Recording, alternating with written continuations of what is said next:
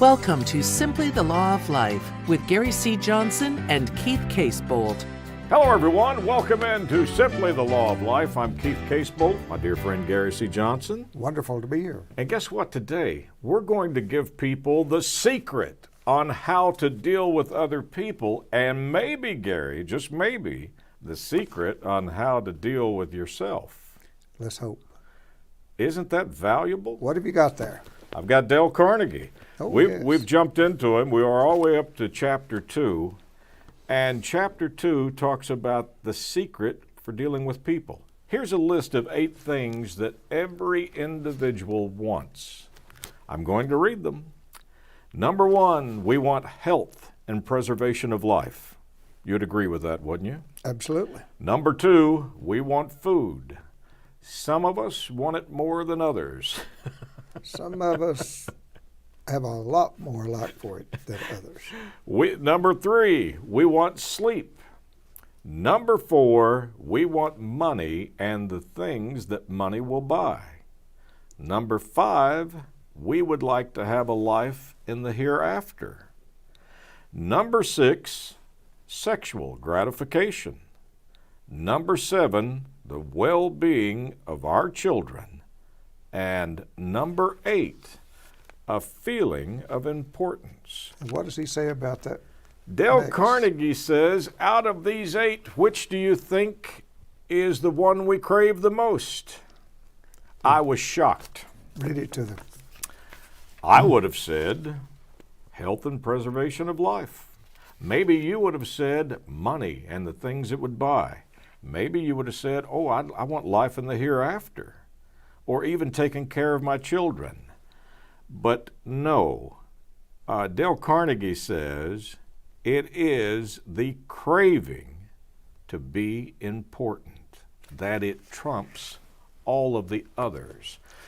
Gary, some of our friends out there might say, wait a minute, I don't agree with Dale Carnegie. Why do you think you have these mass shootings? Is it because these people are just evil? No. 15 minutes of fame. It's because somebody's going to put them on television and they have a few minutes of fame. Mm-hmm. They get to feel important. And if they have to kill 20 people to have their 15 minutes of fame so they can feel important, that's what they go do. Almost to the T, Gary. Most of the people had put something on Facebook, everybody is going to know my name.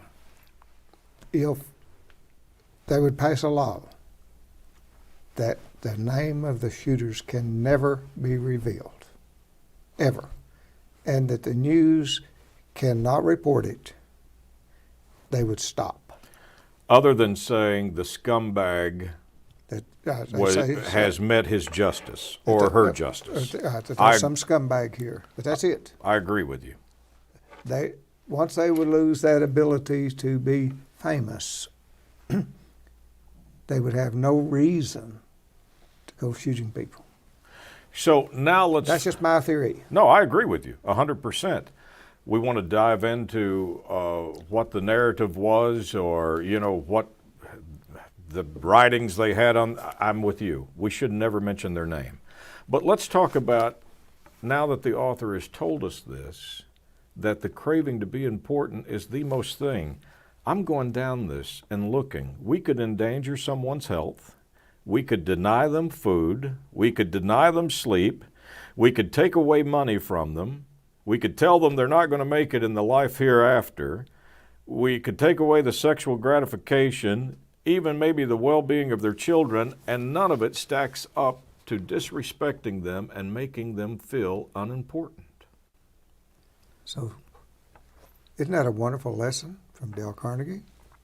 The guy that Warren Buffett went to get the teachings from so he could become as rich as he is. You don't disrespect people. You do not make them feel unimportant. There is an innate craving in all of us to be relevant, to have a relevance. Why do you think Keith and I are sitting here? We want to be relevant. Huh? Right?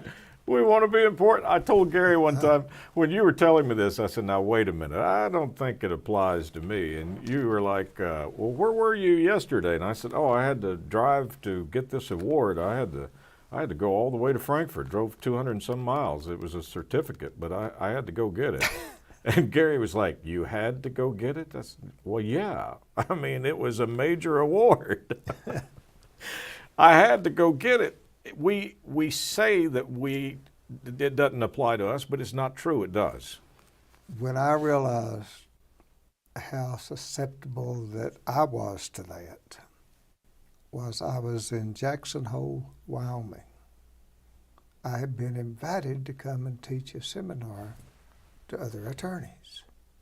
Dead of winter. Cold. Really cold. Now, I wasn't going to get a dime out of doing it. In fact, I had to pay my own plane ticket to get there. I wasn't going to get any money out of it.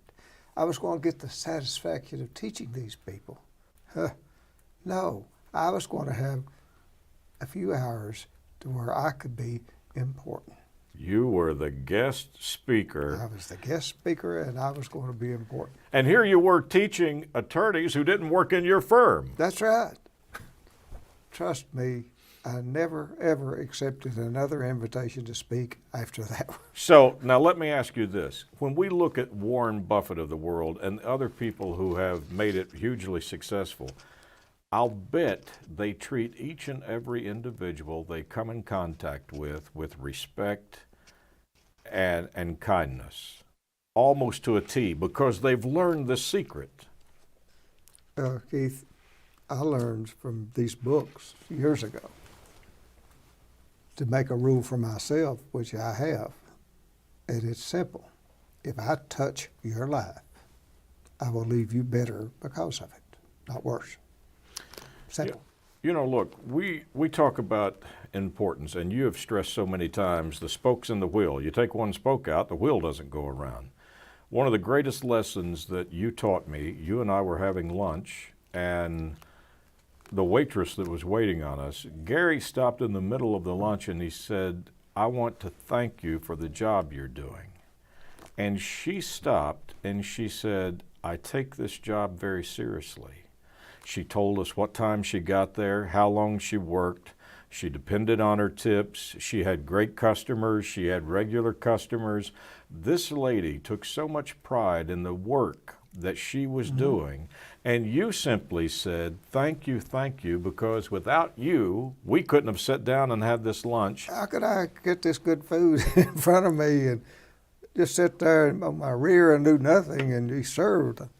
Yeah. Thank you, waitress. Thank you. So Dale Carnegie is pointing out to us, whether you're Warren Buffett or whether you're the lady that was waiting on the table as the waitress, both are equally as important and should be revered as such, correct? Because we are each and every one of us a human being.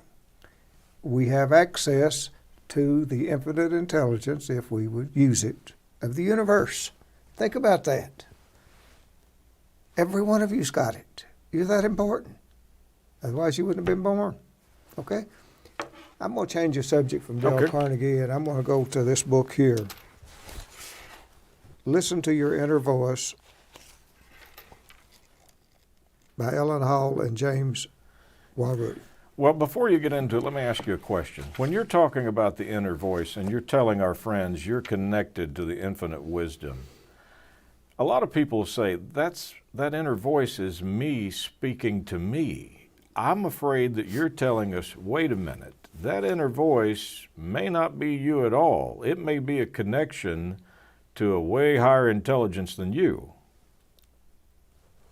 You've got that mean inner voice that tries to put you down and make you feel bad. That's not you. That is not you. You say, well, that's my voice. It's talking to me. I don't know where it comes from. But you would never say, as we said last time, you'd never say those things to yourself. That voice is saying to you. It's not you. Okay? So I don't believe that. It's not the subconscious. There is another voice inside of you that will brag on you, that will give you ideas, will tell you how to give you the instinct to get away from a snake. Mm-hmm. There's another voice inside of you that will protect you. That's the inner voice. So you're telling us, whether you want to call the bad voice the devil and the good voice God, or your angel, or whatever, you're saying one has infinite wisdom of kindness for us, and the other one has no good at all for us. Well, Napoleon Hill wrote a book that wasn't published till just a few years ago, 70 years after his death, where he said, point blank, that inner voice that's mean and nasty and talking bad about you, that's the devil trying to make you have fear and to destroy your happiness. I've got no problem with saying it's the devil. You know. Or a talk with the devil, or talk with a mean spirit, or whatever you want to call it. And then he talks about that other voice inside your head that you need to cultivate, that good voice. That is the voice of God. That's what Napoleon Hill said. Gary, have you ever known very saintly people, good people, that have said, the awfulest thought popped into my head the other day, and I just couldn't believe that I thought that, or that it popped into my head? Of course it did. You just don't have to pay attention to it. So, I mean, I don't care who it is, even the best people that walk this earth, bad thoughts enter into their mind. I'll bet you that every one of you out there that's pretending to be prim and proper and a saint have those bad thoughts sometimes, right? That's not you. Anybody ever cut you off on the 4-lane? That's not you. I saw this one preacher one time, Gary, and he said, I can come out of church and I'm praising and everything, and I get out on the 4-lane and somebody cuts me off, and he said, all of a sudden I'm wanting to flip them the finger and I'll get you and I'll get even with you. And that's that other voice that is there. That's not you. 24/7. It's 24/7, but it's not you. I believe that. So in defense of some people that have said horrible things, or maybe even done things, and they've said that wasn't me at the time, are they telling the truth? Yep. And we've seen people apologize. I would have never hurt anyone's feelings. I didn't mean to say this. It was taken out of context. But what you're saying is that was that inner voice that somehow escaped through the lips that really wasn't them. The bad inner voice. The bad inner voice. I'm going to talk to you a little bit about the good inner voice. Okay? From this book. Once this voice has been heard and acknowledged as an important aspect of your consciousness, you return again and again to the source of this wisdom within. It brings such peace to your life that for more than the uplifting it provides, eventually you come to rely on this voice within as a guide by which you live your life. That's once you start listening to the good voice.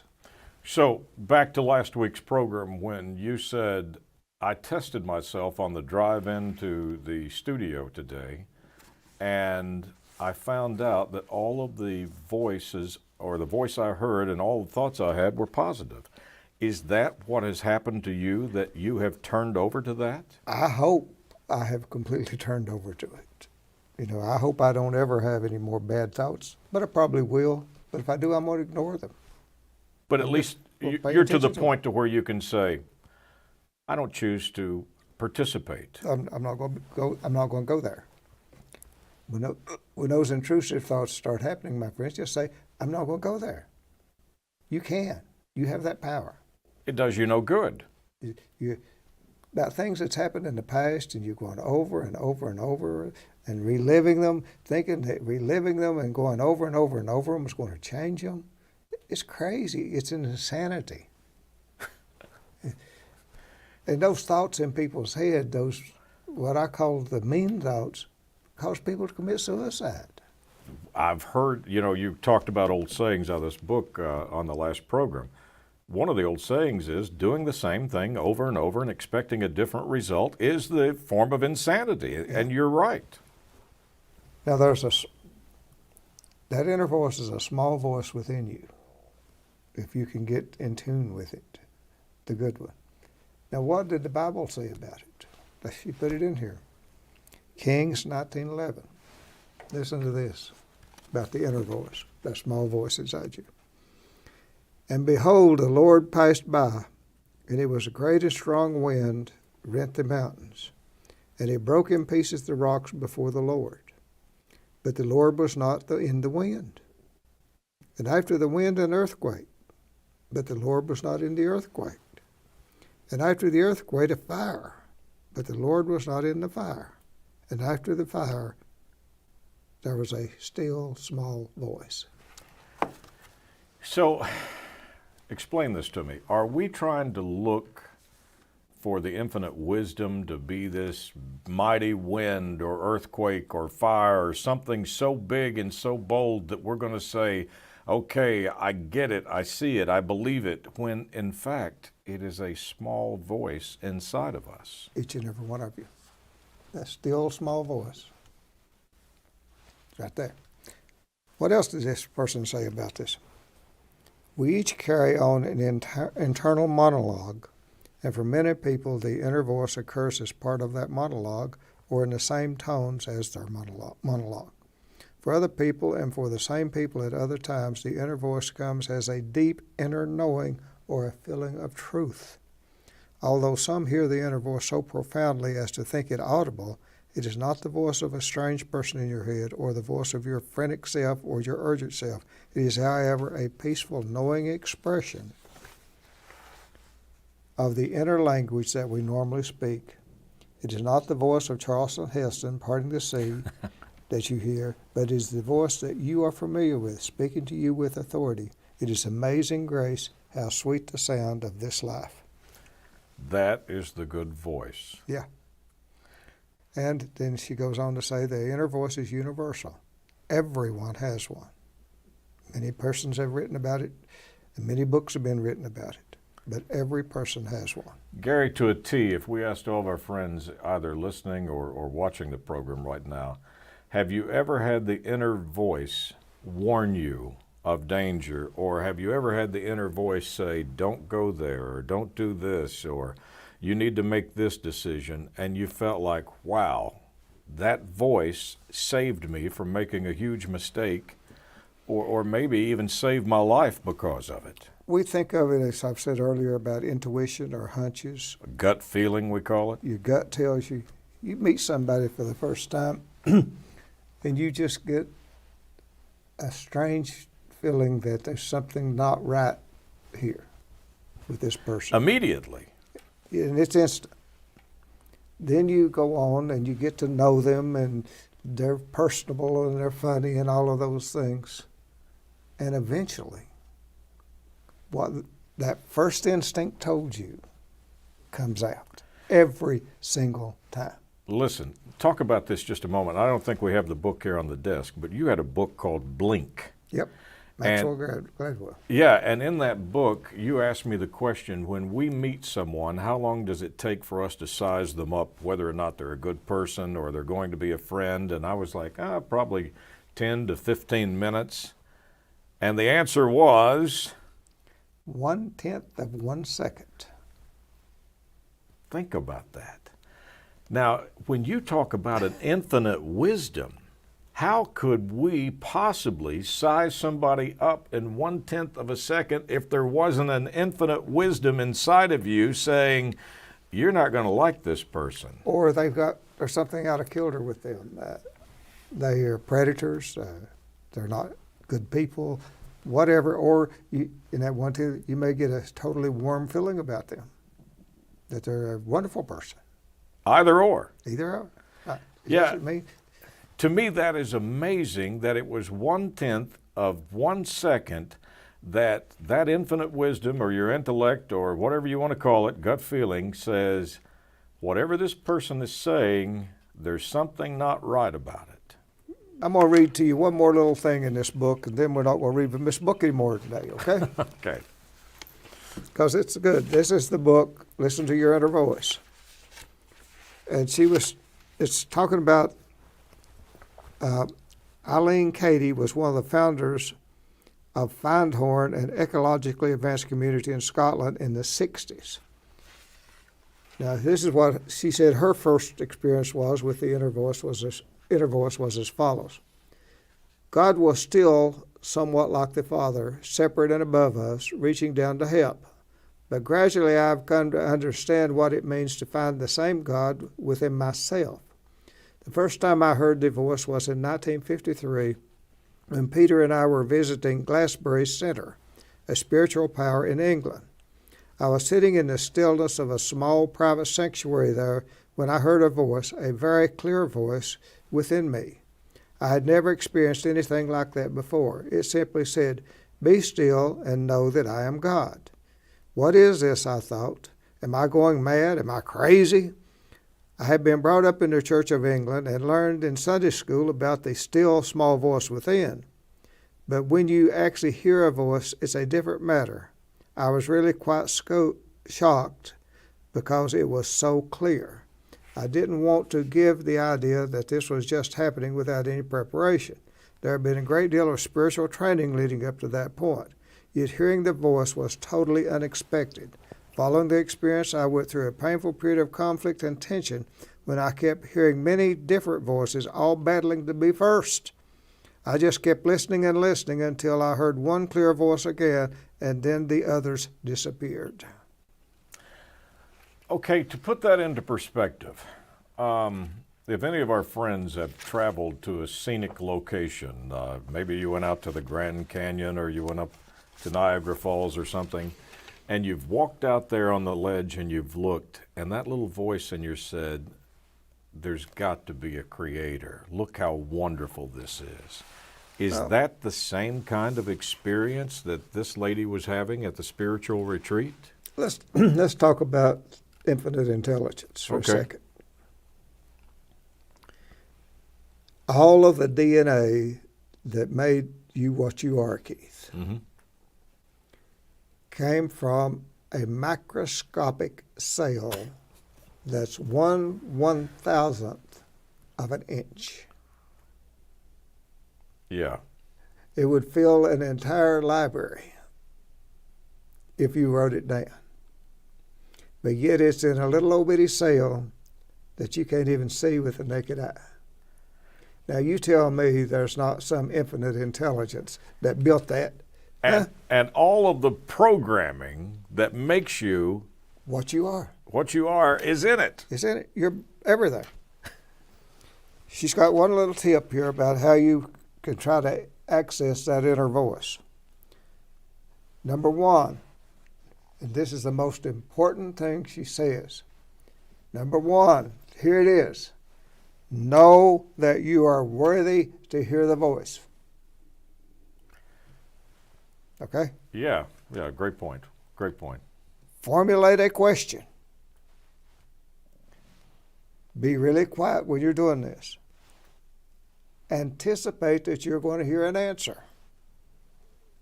Listen intently and patiently. Pay attention to whatever you get. And then write down your answer. And it may be several days before you get that answer. But listen patiently to the answer for your question. You don't have to stay in the same spot, but you will get an answer. But first you have to, number one, my friends, know you're worthy of it. Now, you have utilized this system to solve problems, correct? Yeah, absolutely. I mean, I've been with you before where you've said, hey, I've got a case and I've got this situation. The answer will come to me. I've turned it over, and I'm going to wait for the answer. And literally, within a day or two, you would text me and say, what do you think about this? And I would be, that's it. It's perfect. You answered it. I hate to be exposed this way, but the secret to my success as a trial attorney, as a lawyer, has simply been I look at all the facts, and then I say to myself, figure it out for me. Because it keeps working 24/7. And eventually, it'll come to me. Sometimes it's 2 o'clock in the morning.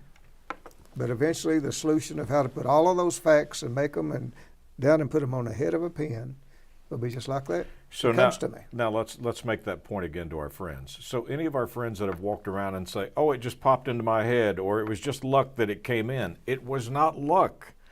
You were working on the problem the whole time until it got solved. infinite intelligence inside of your brain, that subconscious, will do everything you need done. Now, if you're in a bad situation, ask it the question, how can I get out of this mess? And then listen. Mm-hmm. Trust me, you will get an answer. Now, you may not particularly like the answer, but you will get an answer that'll get you out of that mess. Okay? We always want someone else to validate it, don't we? Instead of saying, you don't need to validate it. It'll be there. There will be an answer, and it'll be the one you should do. But that doesn't mean you will. Well, let's think about what we've covered in this program. The point that Gary pointed out about the cell, the size of the cell, and the fact that we come from it, this miracle that we are. How could you not think of the infinite wisdom that you can be connected to? One guy wrote about his inner voice. He said, it would tell me what stocks to pick. And he said, but I was doing fantastic. But it didn't even tell me when to sell them. And he said, one day it told me to buy General Electric, but I was opposed to buying General Electric because they made triggers for nuclear bombs, and I was not going to buy General Electric. He said, never got another stock tip either. That's why you said shut up and listen, right? Yeah. Don't question. All right, and back to the beginning of the book, How to Win Friends and Influence People. We talked about all of the things that we crave as people, and guess what it is? The craving to be important. So whenever you deal with anyone or you come in contact with them, treat them as if though they're Warren Buffett, because that's how Warren Buffett would treat them. That's exactly right. If you do that, you're going to find out things are going to start changing for you in your life. You're going to be a lot happier, and you're going to be a lot more successful, and that's what we're in search of. Happy. That's this year. Another great program. Thank you for being here, my friend. Remember, you can leave Gary a message if you'd like to about the program, or if you've got a question, Gary@GaryCJohnson.com. We always love to hear your comments, and especially if people are learning and going along with us. On behalf of Gary C. Johnson, I'm Keith Casebolt. Thank you so much for tuning in. As always, Gary and I look forward to meeting you again next week, right here at this same time. Thank you for watching Simply the Law of Life, a program created by attorney Gary C. Johnson. Until next week, may you be safe, blessed, and happy. If you're hurt, injured, don't waste time. Gary Johnson cries for every dime.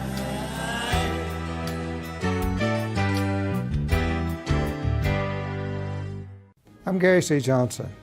You've seen these billboards and ads that say size matters. I agree. The size that matters is the size of the results the law firm gets for their clients. We have several multi-million-dollar verdicts here in Kentucky. In fact, our firm owns the record for the single largest personal injury verdict in the state of Kentucky. That's the size that matters to you. In Kentucky, give our firm the call.